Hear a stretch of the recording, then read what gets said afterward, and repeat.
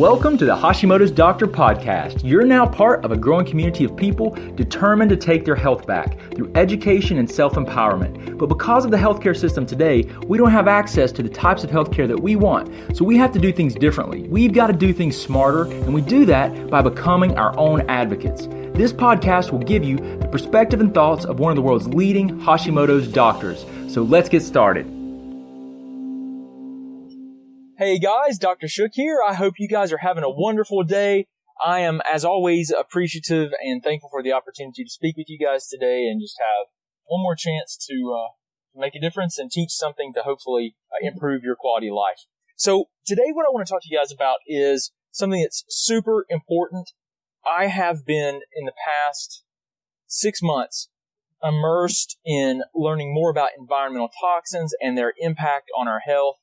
In particular, their impact on our thyroid hormone physiology, autoimmunity, their impact on our ability to burn and produce energy, burn fat for fuel and produce energy, so how it contributes to obesity, and also energy production, and really just a whole host of different potential side effects. Really, my main interest was in thyroid hormone physiology and autoimmunity, and this environmental toxin connection. Ended up happening was the more research that I got into, the more that I kind of went down the rabbit hole of, finding some papers on thyroid hormone function and toxins, and then getting into autoimmunity, thyroid hormone function and autoimmunity.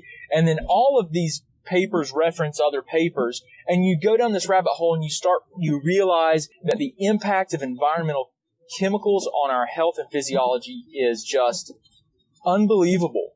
And really, quite frankly, very much, I guess, I don't know if ignored is the right word, but it's not understood by mainstream medicine at all. And quite frankly, it hasn't been researched.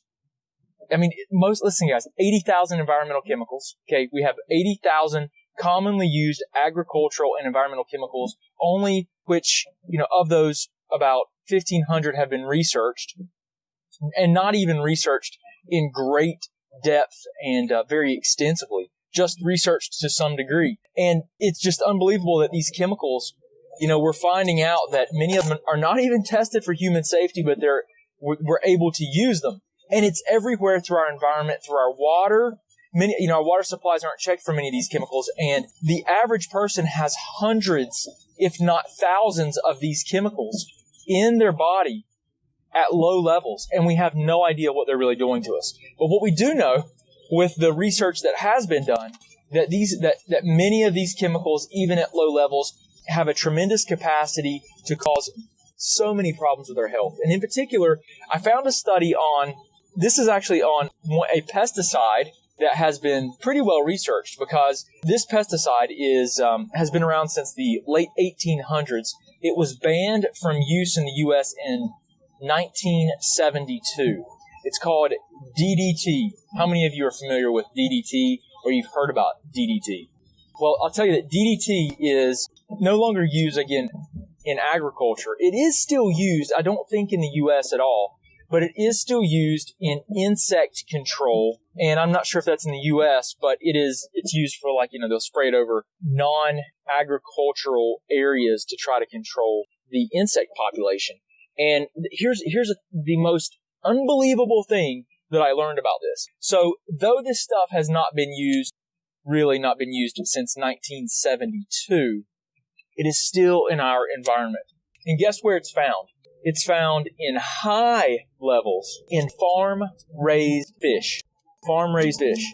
Now, if you guys eat fish, and fish is unbelievably healthy, but unfortunately, our water is being just poisoned by all kinds of chemicals. Tremendous amount of plastic is in our oceans. Just unbelievable. I think there's like a 60-minute special on these trash islands that are literally in the middle of our oceans where currents meet, and there's kind of like this swirling effect that takes place, where there are just these huge islands of trash and plastic that have all kind of grouped together. I think you can find a 60-minute special on it. You can look up, I'm not exactly sure just Google it. If you go to Google, you can type in something like trash islands, in the ocean, plastic pollution, and you'll find it. But it's unbelievable. So this is in our oceans, and then this DDT is still in our water and in our environment. These farmed fish, like fish that say like Atlantic salmon or something to that degree, if they don't say wild caught or specifically say something about not being farm raised, I would be very, very, very, very hesitant. And in particular, we're talking about the most common fish that they're going to do this with are salmon. So get wild caught salmon.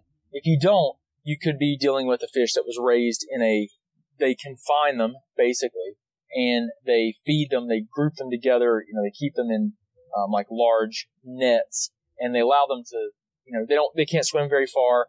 This way they can feed them. It's really crazy because in some places they'll actually put cages of like bird cages or chicken cages above it, or I guess it's a coop.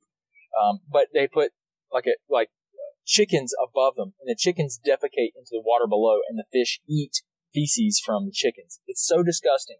And then what happens is, because they keep these fish grouped together so tightly, that they develop diseases. And so what ends up happening is they dump lots of antibiotics into the water, and they do a lot of really just crazy things. I mean, it's definitely money before people, and it's the commercialization of different. I guess you could call it a technology, corralling these fish together. It's a fishing food technology, which is a very sad one. It's kind of like these confined feeding areas, where the confined feeding areas for cattle and pigs, where they really corral them together so they can't move much. That way they don't get much physical activity. They fatten up faster. They can feed them all kinds of grains, with cattle. It's just an example. And they've kind of applied this to to fish. And anyway, these fish have very high levels of DDT in them. The DDT at low levels has been shown to decrease T4 secretion by the thyroid gland. T4 is your primary thyroid hormone. And it has been shown at low levels, research has shown at low levels, that it can decrease thyroid hormone output, DDT. And it's found in high concentrations in farm-raised fish, in particular farm-raised salmon. And it's just unbelievably mind-blowing, guys. Not to mention that these farm-raised fish have very, very high levels of a number of other chemicals that you absolutely do not want in your body. So I wanted to share this with you guys because I think it's really important that you understand a little bit more about the food that you're consuming. Because listen to me, this is really important that you understand the first step in being healthy is to remove, so if we're talking about toxins, remove the sources. So remove it from your diet, and then focus on removing any type of toxins from your health and beauty aids or anything else that you might use.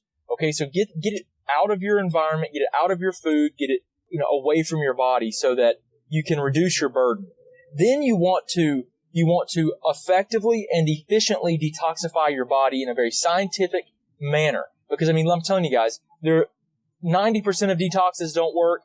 50% of them are probably not safe. And so, if you want to learn more about how to detoxify your body in a very safe and what I think is a scientific way, you can go to a very scientific approach. You can go to nomoreToxicBody.com, and you can sign up for the next webinar that we have, where I talk about the toxins in our environment. I specifically discuss what I think are the 3 major toxins in our environment that put our health at risk, and the ways that I think we need to focus on testing for these things, because the testing is very limited and controversial right now. There's just a lot of shortcomings. I talk about that a lot in the webinar. So if you want to learn more about these things, you want to learn more about how you can test for it and get a better understanding of what you can do, then you can go to nomoreToxicBody.com and register for our next webinar. I try to do one per month, but not always able to do that. Just you can go there to register for the next class. You'll receive notifications, and you can learn quite a bit more. But anyway, I hope this helps you guys to better understand toxins in our environment, how something like DDT, a pesticide that's been gone and banned in the U.S. since 1972, is still found in farm-raised salmon at high levels, and how DDT has been shown in the scientific literature to decrease the secretion of thyroid hormone, in particular T4. Guys, we have to get this stuff out of our bodies, out of our environment, out of our life if we're going to be healthy. So I appreciate you guys so much, and I hope you have a wonderful, wonderful day. Thanks for hanging out with me a little bit today, and I look forward to talking to you again on the next podcast. Thanks. Thanks so much for listening. We hope you enjoyed hanging out behind the scenes with Dr. Shook. You can also talk with and learn from Dr. Shook through Facebook Live on our Facebook page at the Office of Dr. Brad Shook. Don't forget, you can also get access to our videos, guidebooks, and thyroid programs at www.drbradshook.com. Oh yeah, and don't forget one more thing. We can change the world one person, one family, and one community at a time. Until next time, remember, today is your day, and no one will tell you who you are and what you can be.